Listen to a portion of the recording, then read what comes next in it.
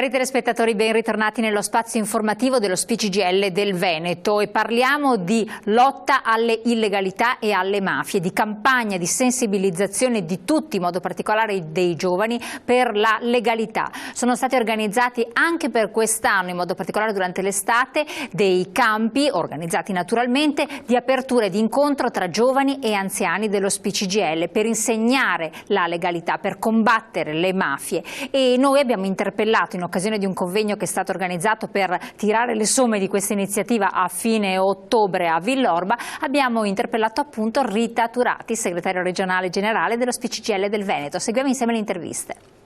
Questo è un punto assolutamente fondamentale, direi quasi del nostro DNA come azione politica, culturale che stiamo facendo in particolare nel Veneto, ma questo è un programma di carattere nazionale perché noi andiamo a lavorare e proponiamo un percorso che mette in valore e restituisca alla collettività un bene che prima c'era sottratto perché era un bene mafioso, e quindi lo mettiamo a disposizione appunto di questa collettività, e lì non solo lavoriamo e insegniamo ai ragazzi diciamo così lavori manuali. La cosa importante che viene fuori è questo rapporto intergenerazionale, il racconto che gli anziani fanno della loro esperienza per fare delle lezioni su che cos'è la mafia, su quello che sta succedendo, sulle leggi di carattere nazionale, ma anche per approfondire le relazioni fra le diverse generazioni. Danilo Toccane, segretario regionale SPCGL del Veneto, edizione 2015 dei campi antimafie. Com'è andata?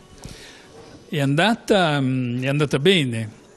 Noi abbiamo partecipato a 10 campi, 2 giù in Calabria, 3 in Campania, 2 nel nostro Veneto e a Corleone in Sicilia. Nel corso di questi 10 campi, che hanno impegnato la nostra struttura per l'intera estate, noi abbiamo incontrato oltre 250 giovani e sono stati impegnati oltre 70 anziani. Mi lasci dire prevalentemente donne, perché le donne hanno dimostrato una grande disponibilità, una grande dutilità e un grande impegno per la conduzione dei campi, nell'espletare quello che è il lavoro che noi ci siamo scelti come pensionati. Fabio Malaspina, segretario generale del SILP Veneto.